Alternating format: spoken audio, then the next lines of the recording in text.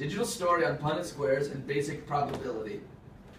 The subject content of this lesson is basic biology and mathematics, with a focus on genetics and heredity.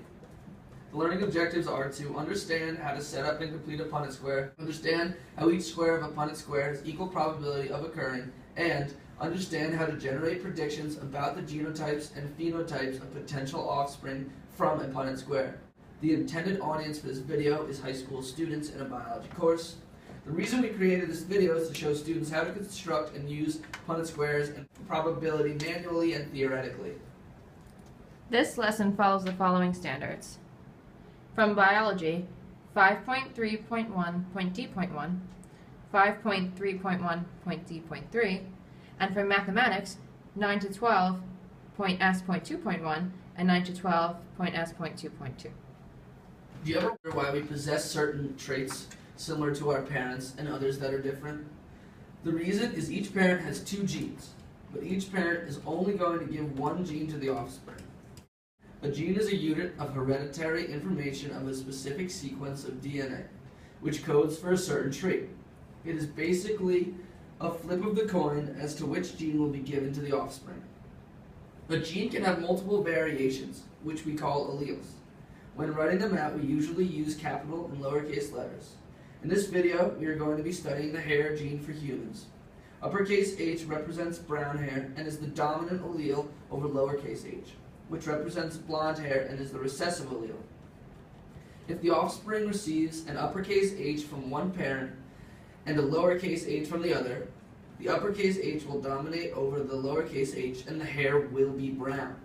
Depending on the combination of alleles that the offspring gets from its parents, the offspring will look a certain way.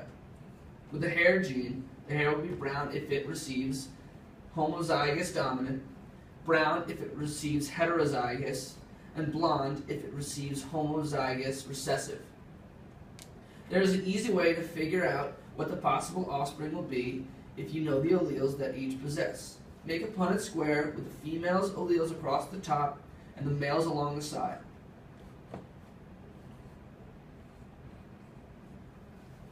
Each square on a Punnett square has a 25% chance of occurring, since which gene you get from each parent is a flip of the coin. So what is the percent chance of having an offspring with heterozygous?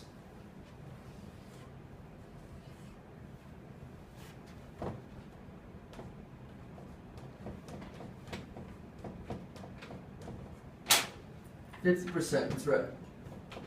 What about homozygous recessive?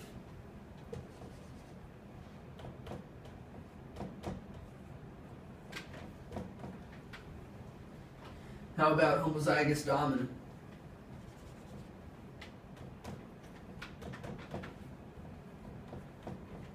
What are the chances of having brown hair?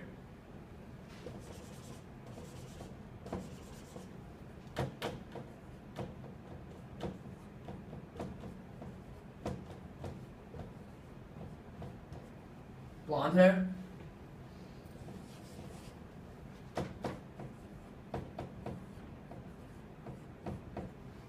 Thank you.